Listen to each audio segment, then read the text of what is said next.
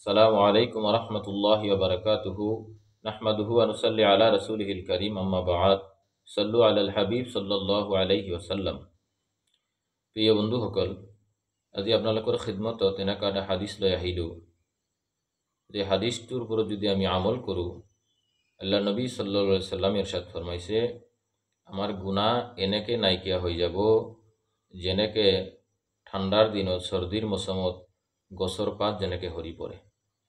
আমি দেখি পাওঁ, সকলোৱে দেখি পাইছোঁ যে ঠাণ্ডাৰ দিন আহি গ'লে গছৰ পাত যেতিয়া শুকাই যায়, যদি অলপ জোকাৰি দিয়া যায়, গছত এটা পাতো নাথাকে, চব সৰি যায়।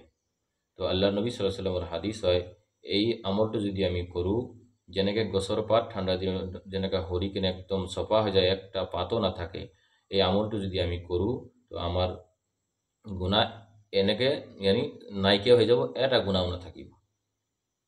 তো হাদিছটো হযরত আনাস রাদিয়াল্লাহু তাআলা আনহুর পৰা বর্ণিত। আন আনাসিন রাদিয়াল্লাহু তাআলা আনহু আন্না রাসূলুল্লাহি সাল্লাল্লাহু আলাইহি সাল্লাম قال ইন্না সুবহানাল্লাহি ওয়াল হামদুলিল্লাহি ওয়া লা ইলাহা ইল্লাল্লাহু ওয়াল্লাহু আকবার তানফুযুল খাতায়া কামা তানফুযুশ শাজারাতু ওয়ারাকাহা। রাওয়াহু আহমদ।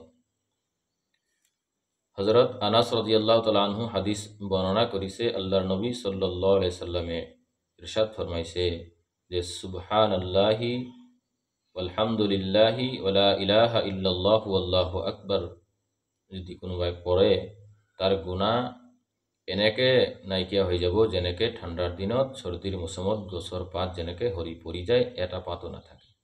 মুসনাদে আহমদৰ হাদিছ হয়।